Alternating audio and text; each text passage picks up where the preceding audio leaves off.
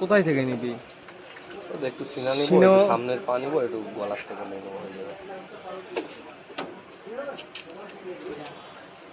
আর মেটে দিবি চর্বি হালকা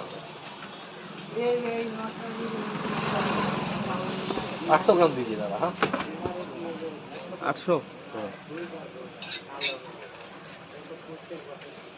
কি বলতে ভালো লাগে ভালো লাগে কিন্তু আমি যে টান দিয়ে করতে গেলে ফুলের মতন হয়ে যাচ্ছে মানুষ এখন সে পদ্ম ফুলের মতন ভাবতেই মিলতেছে।